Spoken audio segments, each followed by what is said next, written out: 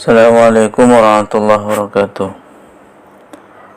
Alhamdulillah, pada pertemuan kali ini kita bisa melanjutkan kajian tentang qawaidul fiqhiyah,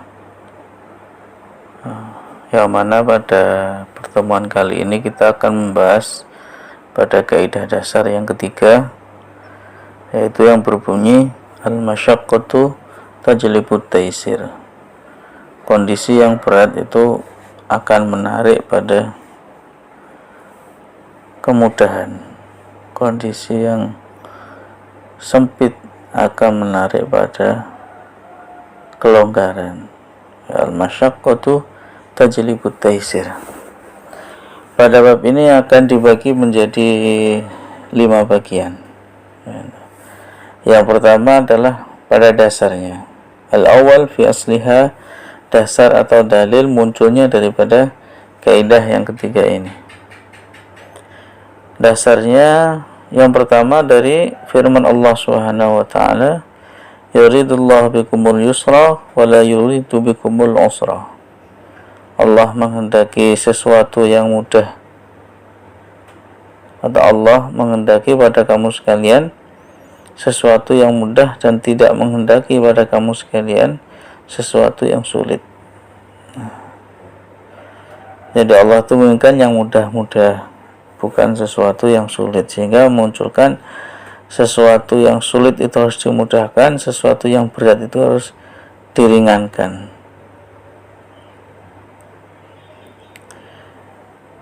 Yang kedua, berdasarkan sebuah hadis Wa'ithu bin Hanafiyah As-Samhah, saya diutus, kata Rasulullah, bil Hanafiyah, dengan membawa agama yang lurus, as-samhah, yang penuh toleransi, moderasi, tidak kaku. Itu dawuh dari Rasulullah SAW, sebagaimana yang diriwayatkan oleh Imam Ahmad. Begitu pula dari sabda Rasulullah SAW, Rasulullah berkata, ya Rasulullah, ayyul adyan ahab ilallah. Wahai Rasulullah, agama manakah yang paling dicintai oleh Allah? Faqal, Rasulullah menjawab, al-hanafiyatu as-samha, agama yang lurus dan agama yang memiliki kelonggaran, memiliki toleransi, memiliki moderasi, sikap-sikap moderasi. Yang di sini diriwayatkan oleh Imam Tabarani wal Bazzar. Jadi pada kaidah ini nanti akan masuk beberapa permasalahan. Di antaranya itu, orang kalau sakit itu kan akan mendapatkan banyak kemurahan, kemudahan. Nah, itu berangkat dari dalil ini, al-masyaqqatu tajlibut taisir. Selain itu, anak kecil itu juga tidak dibebani oleh beban-beban syariah. Itu juga termasuk al-masyaqqatu tajlibut taisir, karena anak kecil itu masih nukson, masih kurang. Orang perempuan tidak wajib sholat Jumat, itu juga al-masyaqqatu tajlibut taisir. Itu. Jadi kemurahan-kemurahan agama itu pasti berdasarkan kondisi yang berat. Kayak misalnya orang itu kalau memiliki beban, ya tentu Allah akan memberikan fasilitas untuk memudahkannya. Begitu pula di dalam ibadah, gitu. Dengan dasar tadi, dasar ayat Al-Quran dan hadis Rasulullah SAW. Tapi sebagai catatan yang perlu difahami bahwa yang dimaksud bu'ithu bil Hanafiyah samhah, samhah bermakna toleransi di sini bukan berarti toleransi yang sekarang kita melihat yang terkadang cenderung melewati batas, sehingga sekarang ini telah muncul beberapa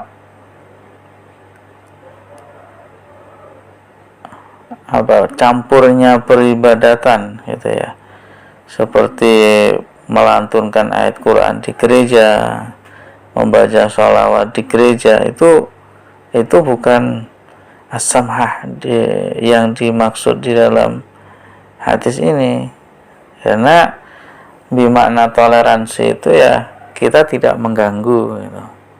Artinya kita tidak boleh memaksa agama kepada orang lain. Jadi la ikraha fiddin. Jadi kita bukan berarti kita meramaikan ibadah mereka, bukan seperti itu. Tetapi kita memiliki sikap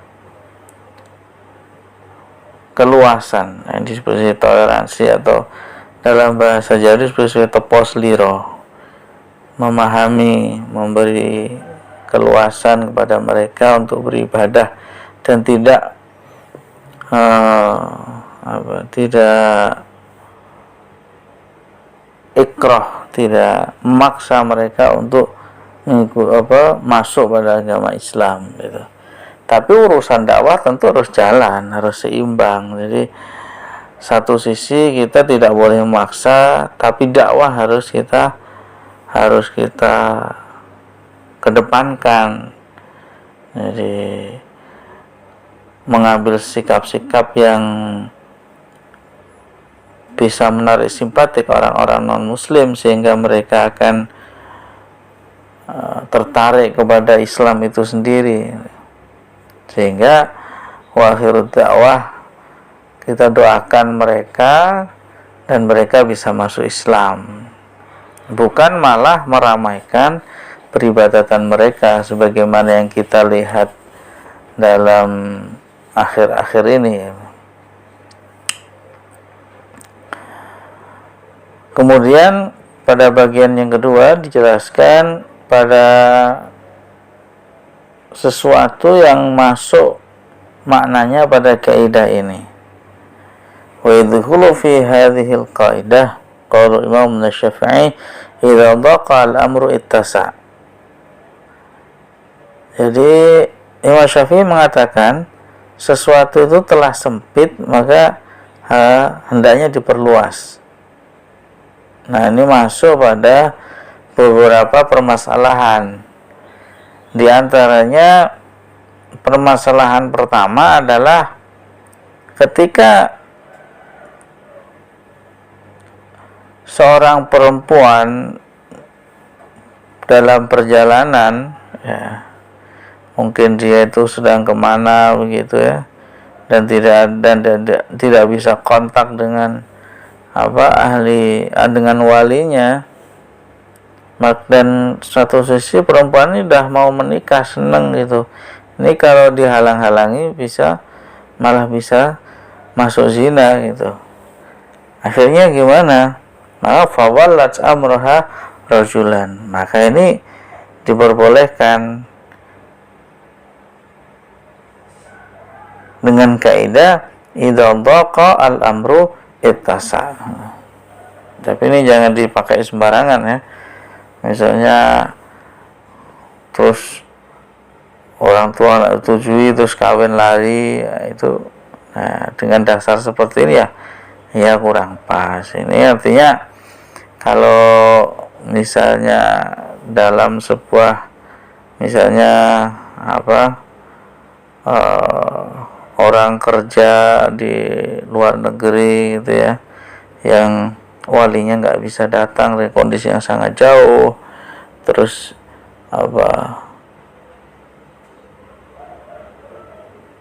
sementara kebutuhan biologis dia juga sudah melebihi batas ambang kesabaran, misalnya lebih dari 1 tahun itu.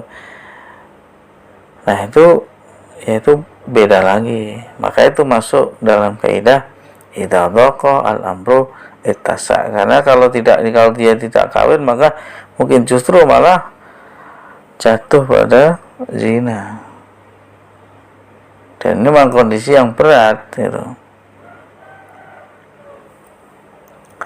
Yang kedua, pada gerabah yang dibakar menggunakan kotoran binatang yang mengering. Nah, fi awanil khazafi al-ma'mulah minas sirjin ay juzu al-wudu fiha, boleh enggak? Jadi kalau di Jawa itu kan ada istilah padasan. Padasan itu tempat wudu yang terbuat dari gerabah yang mungkin sebagian pembuatannya itu kayu bakarnya terbuat dari kotoran sapi. Nah, padahal kotoran sapi itu kan najis. Terus bagaimana ketika digunakan untuk mengapi gerabah yang kemudian digunakan wudhu? Itu. Maka jawabannya boleh. Karena sudah berubah, gitu ya. Dari bendanya menjadi api, dan itu pada kondisi yang dik, yang sempit, masuk pada kaidah idza dhaqa al-amru ittasa. Kemudian masuk lagi pada permasalahan yang ketiga,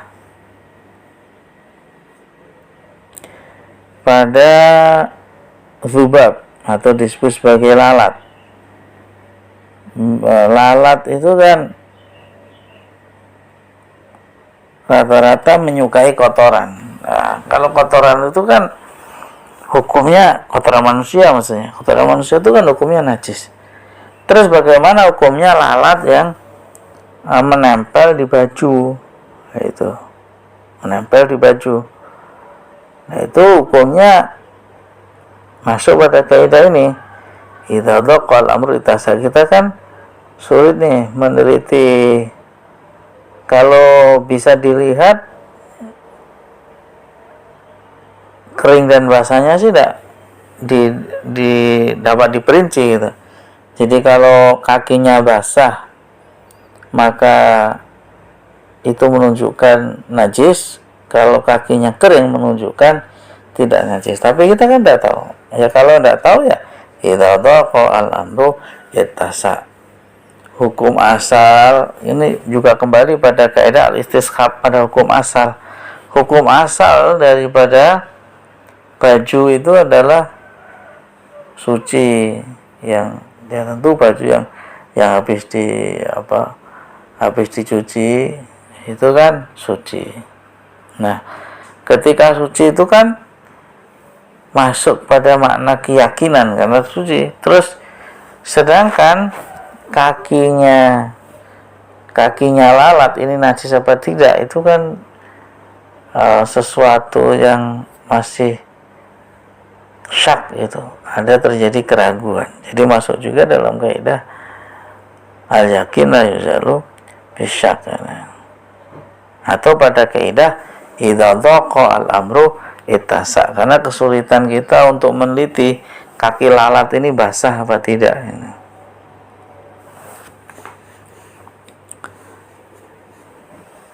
Itu tiga permasalahan yang masuk pada dawuh Imam Syafi'i yang mengatakan idza dhaqa al-amru ittasa.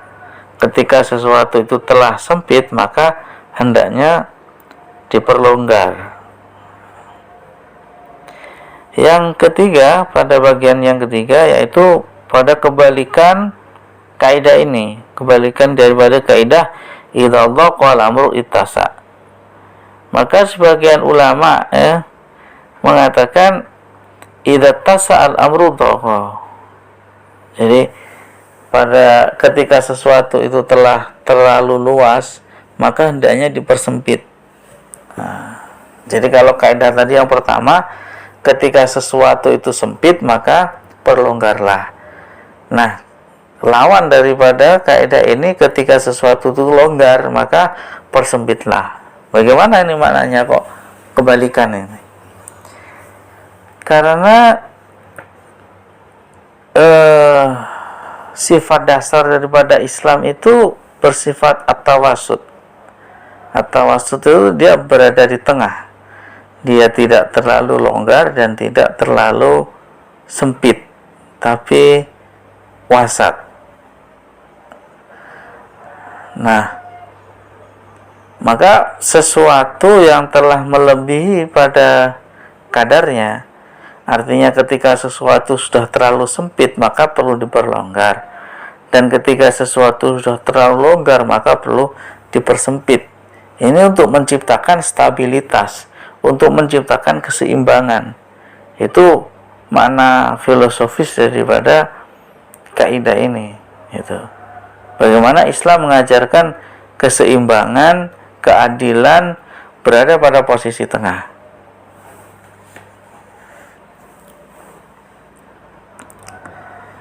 Pada permasalahan ini masuk pada beberapa contoh.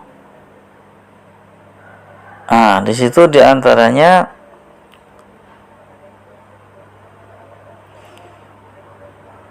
orang yang sholat itu diperbolehkan bergerak dengan gerakan yang sedikit. Asalnya kan sholat itu tidak boleh ada gerakan ya. Tapi kalau gerakannya sedikit ya tidak apa-apa lah.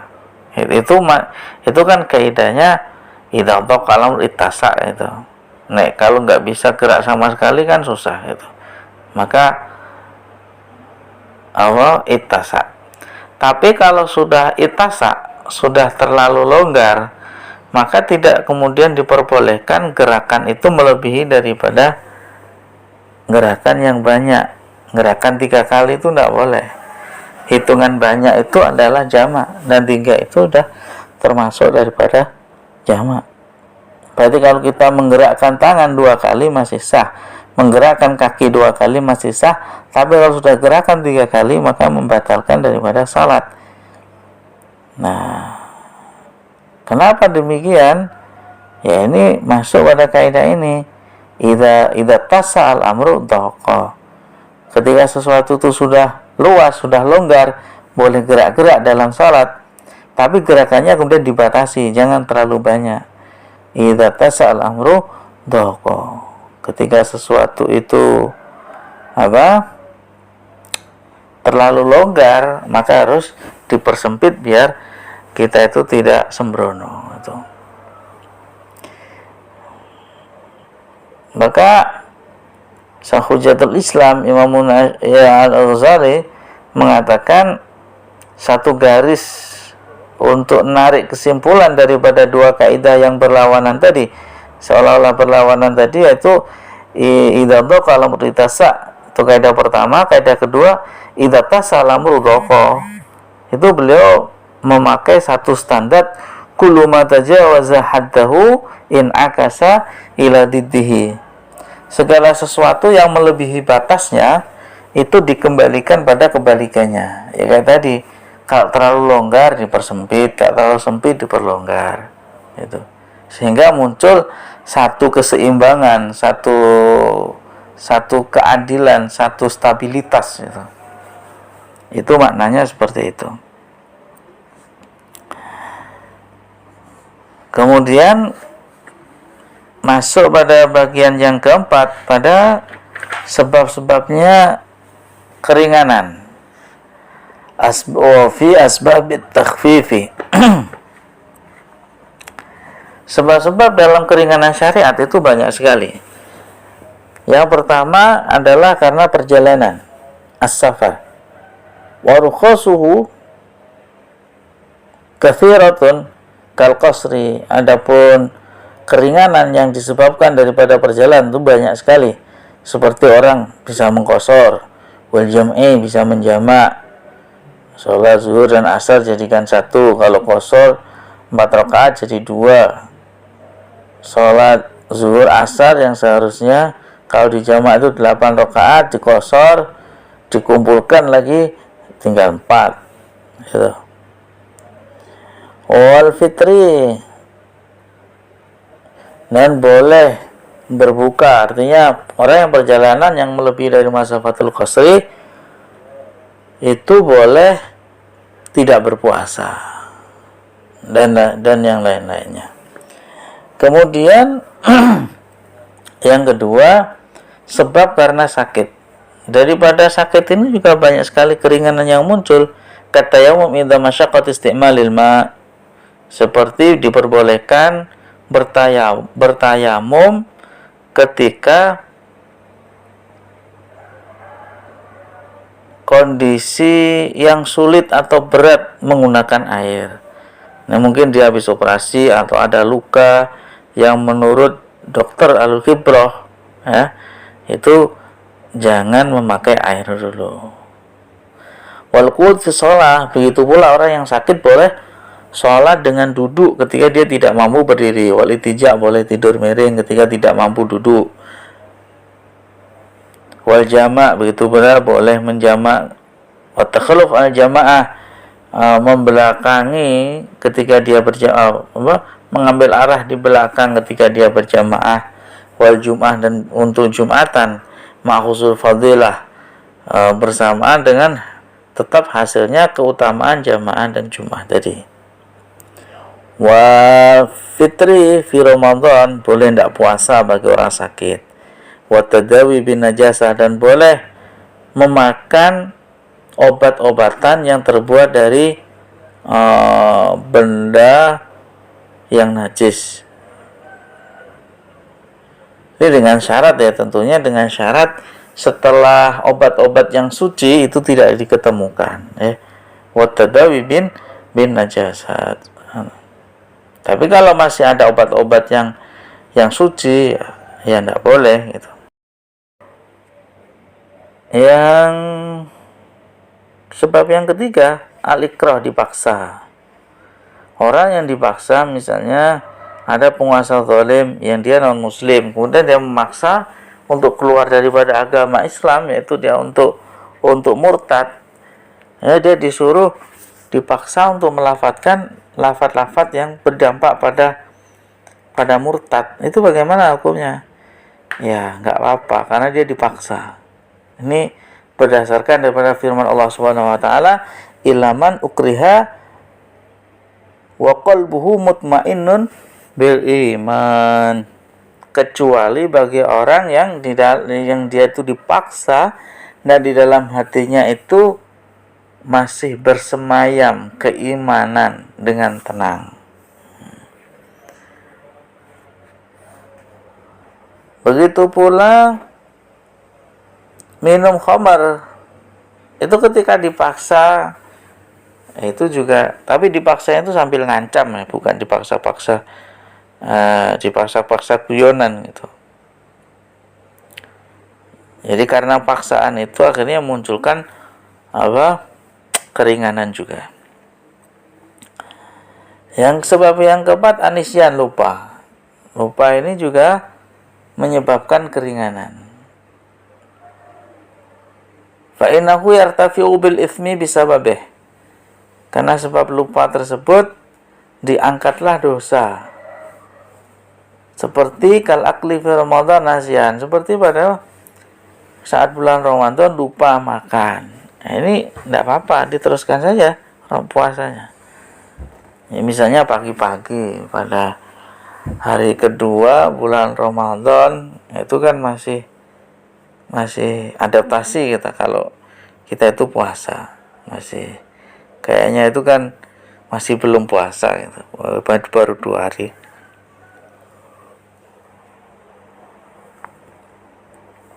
Ini misalnya pada pagi-pagi, kita bangun habis subuh, tidur lagi, kan bangun jam 6 gitu. Nah, kamar mandi dekat dapur, kita lihat di dapur masih banyak sekali makanan.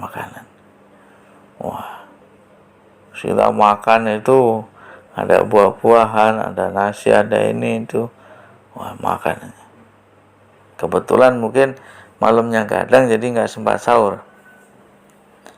Makan habis 2 piring. Habis 2 piring, minum 2 gelas. Nah, keluarganya datang. Loh, nggak puasa? Oh, iya ya. Itu kalau misalnya sebelum subuh, ya, misalnya dia tarawih itu sudah niat puasa, maka itu puasanya tidak batal. Makanya niat puasa ketika selesai tarawih itu penting ya.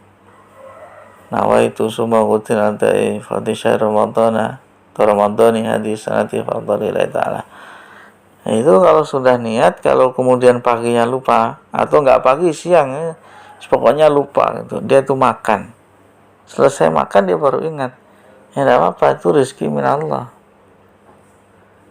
Nah yang tidak enak itu kalau kita susah-susah mau makan baru sudah diingatkan, jadi lupa tidak sahur, ini tidak ada makanan, ngodok mie itu, wah ngodok mie panas-panas, buat teh yang panas-panas juga. Nah baru mau dimakan, keluarganya datang, loh kamu tidak puasa, masya Allah. Ini yang susah, sudah masak diingat, belum makan diingatkan, mau dimakan yang batalkan puasa, tidak dimakan ya, sudah susah masak. Nah, ini tidak enak, ini tidak enak. Kalau yang pertama tadi lumayan enak lah ya. Sudah kelekean gitu, habis 2 piring itu baru diingatkan. Nah, ini karena lupa ya.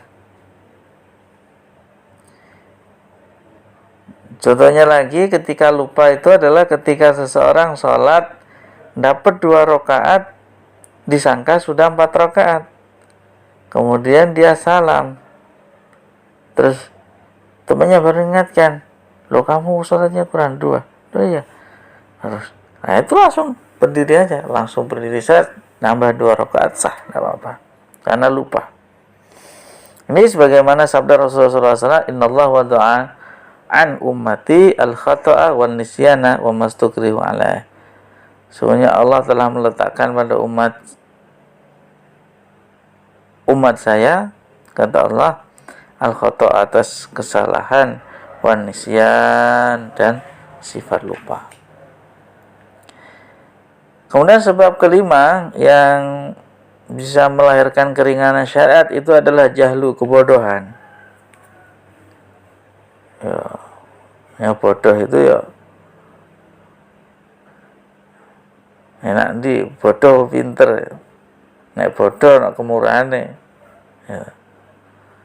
ya tergantung ya.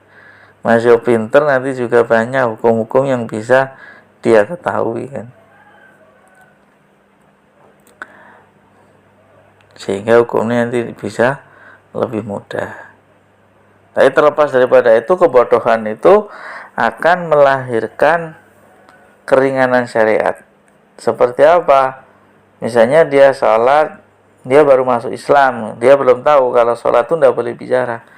Sholat dia bicara, karena dia tidak tahu, tidak apa-apa, tetap sah. Katakalum fi shalah jahilan fala tabtulu sholatuhu. Nah itu tidak apa-apa, karena kebodohan dia. Sebab yang keenam, an-naqsu, yaitu kurang, sifat yang kurang. Karena sifat yang kurang itu merupakan satu jenis daripada masyaqqah. Kenapa demikian? Karena secara fitrah manusia itu menyukai kesempurnaan. Idh kanat an-nufus majburah ala hubbil kamali, fanasabahu at-takhfif fa fit taklifat. Oleh karenanya sifat-sifat yang kurang itu akan meringankan pembebanan daripada syariat. Maka di sini disebutkan seorang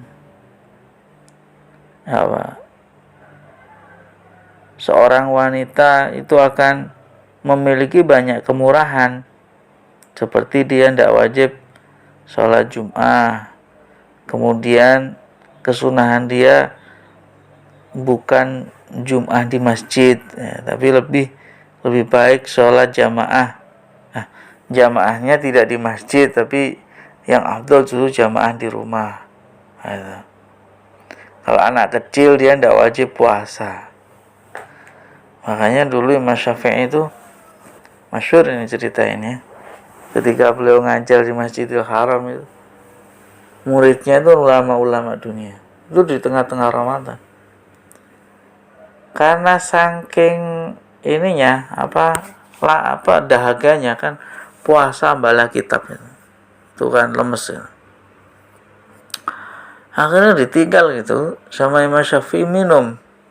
Nah ini muridnya ini kiai-kiai sedunia, bingung ini. Ini ada ulama besar tidak puasa di bulan Ramadan. Nah ketika muridnya tanya, kenapa kiai tidak puasa? Kata Imam Syafi'i, memang puasa itu wajib bagi siapa? Ya bagi umat Islam. Umat Islam ya balik. Nah itu saya kan belum balik. Nah ini ya tidak apa-apa. Orang anak yang belum balik tidak puasa.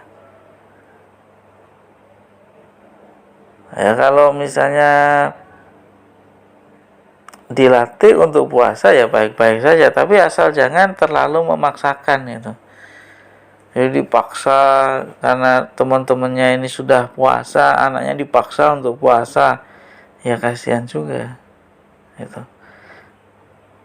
Kalau untuk dilatih, ya tidak masalah, tapi nggak usah dipaksa. Ya perlu dikasih pemahaman, pengertian dengan baik.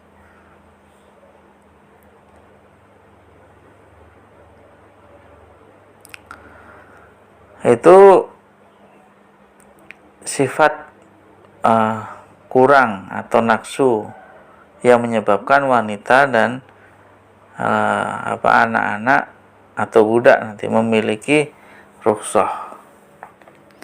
Kemudian sebab yang keenam yaitu kondisi yang berat dan bala yang sudah merata. Seperti apa? Seperti misalnya darah putihnya atau darah merah atau darah putih, darahnya orang yang terkena cacar itu kan hukum asalnya darah itu kan najis. Tapi kalau orang cacar itu kan masya Allah, itu kan kadang sekujur tubuh itu kan melepuh gitu. Terus sholatnya gimana gitu? Nah ini kan sesuatu yang sulit kalau dia harus membersihkan secara total, itu kan sesuatu yang sulit. Begitu pula dengan air yang menggenang di jalanan yang kadang tercampur pasir itu. Ini suci apa enggak gitu. Ya kalau masuk umur balwa dan sulit kita meneliti ya kalau misalnya kita jalan terus keciprat itu enggak apa-apa, enggak najis gitu. Kecuali kalau kita melihat di situ ada kotoran kambing, ada kotoran kuda atau ya itu najis. Kalau selama nggak kelihatan najis yang jelas ya nggak apa-apa.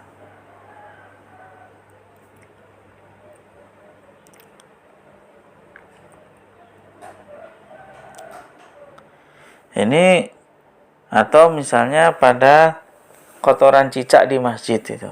Kadang di satu masjid itu kan satu hari ada ratusan kotoran cicak. Itu kalau dibersihkan menurut standar itu kan sangat sulit sekali. Jadi harus ngambil pakai blender, terus kemudian dibersihkan, terus kemudian diguyur dengan air. Nah, itu kan kondisi yang susah. Jadi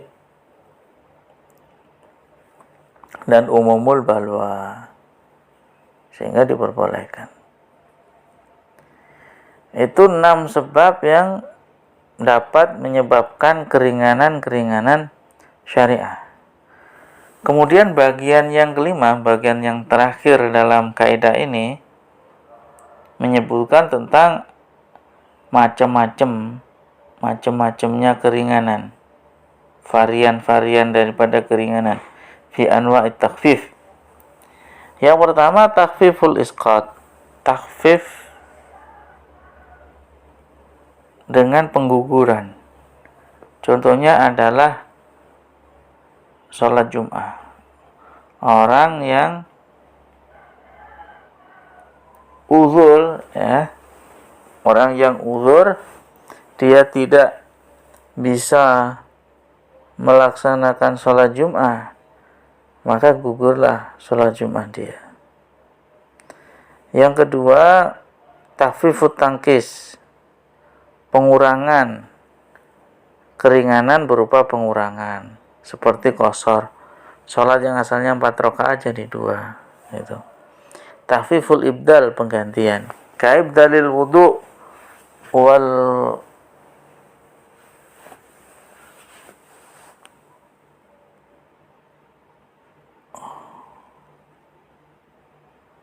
ghusli, mandi besar, wat tayamum bitayamum, dengan tayamum. Jadi keringanan yang mengganti. Kalau orang tidak bisa wudhu atau mandi besar, mungkin nggak ada air gitu, itu bisa diganti dengan tayamum. Takhfifut takdim, keringanan mendahulukan, seperti jamak sholat, jamak takdim, ya, atau mendahulukan zakat sebelum 1 haul, atau mendahulukan zakat fitrah sebelum malam Idul Fitri, itu. Takhfifut takhir, keringanan untuk mengakhirkan, seperti jamak takhir.